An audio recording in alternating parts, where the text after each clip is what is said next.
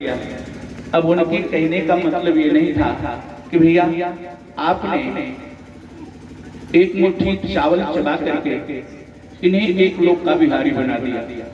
उनके कहने का सिर्फ इतना तात्पर्य था कि जब भैया चल रहे थे तो ये सबके लिए कुछ न कुछ लेकर के आए हैं, सबके लिए कुछ न कुछ लेकर के आए हैं।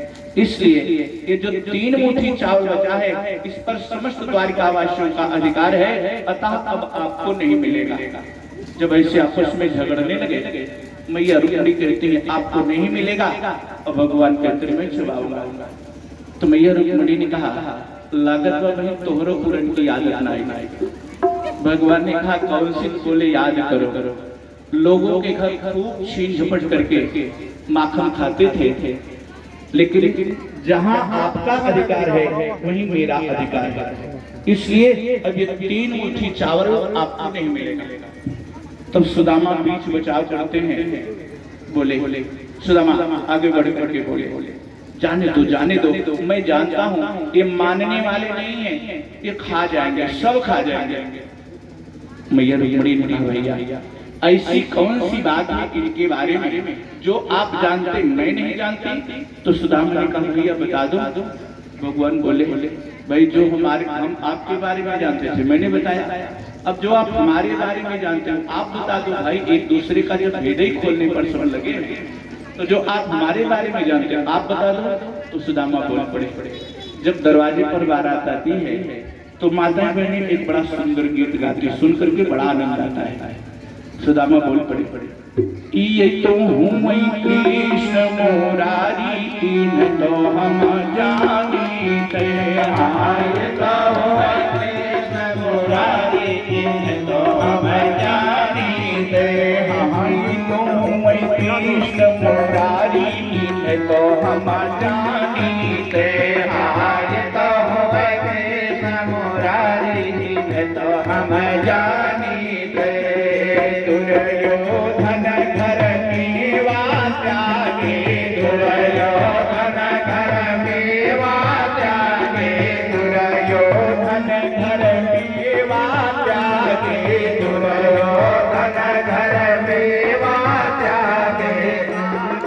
दुर्योधन गाये तो हम जानते हासाद दुर्योधन गाये तो हम जानते हाय तो मैं कृष्ण मुरारी तो हम जानते हाय तो मैं कृष्ण मुरारी तो हम जानते।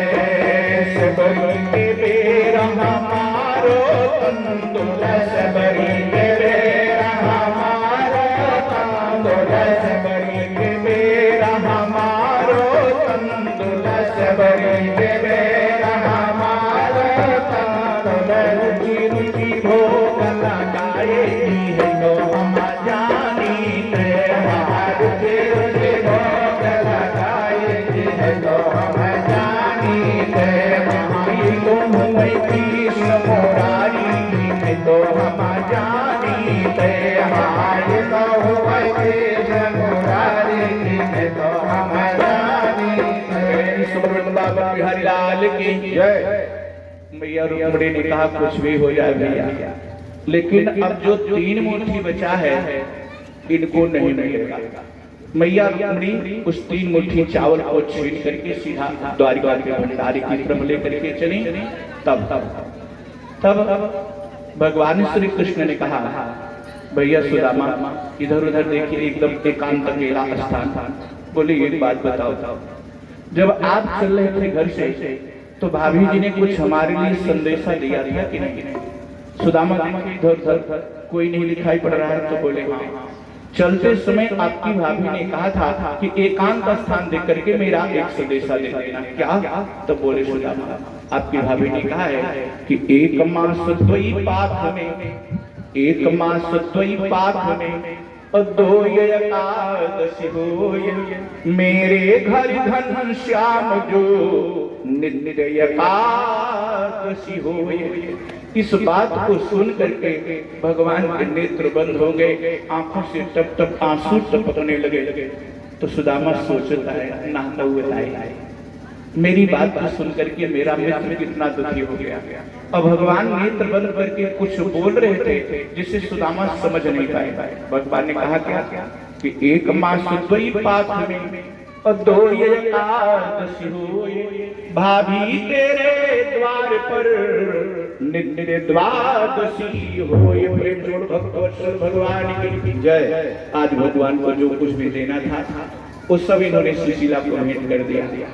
अब इधर जब भगवान ऐसी चर्चा चलती रही, सुदामा ने कहा भैया चलता हूं, जो भी देना था भगवान ने सब सुशीला को अर्पण कर दिया, एक ही श्लोक बोल करके। अब सुदामा बोले भैया चलता हूं। भगवान बोले ठीक है। अब उनको लेकर के द्वारिका की सीमा तक गए और द्वारिका की सीमा पर जब पहुंचे तब भगवान ने सुदामा से कहा भैया चलो फिर आना। सुदामा रथ से नीचे उतरे। वैसे तो नरोत्तम दास जी ने लिखा है कि अब चलते ही पढ़ाने से बताओ कि गढ़िया लदवा के आओ, क्योंकि खाली हाथ आ रहे थे। लेकिन ऐसा भाव नहीं, सुदामा चिंतन करते हुए जा रहे हैं कि मेरा मित्र कितना कृपालु है, कितना दयालु है। छोटी सी बढ़िया थी, हाय मेरी ब्राह्मणी, हाय मेरे बच्चे। तब तक सुशीला ने देखा पति देव आए तो अंदर से बढ़िया सुंदर वस्त्र अभी भी अंदर विराज रहे हैं। जैसे द्वारिकापुरी में भगवान दौड़े थे वैसे सुदामापुरी में सुदामा दौड़े और जाकर के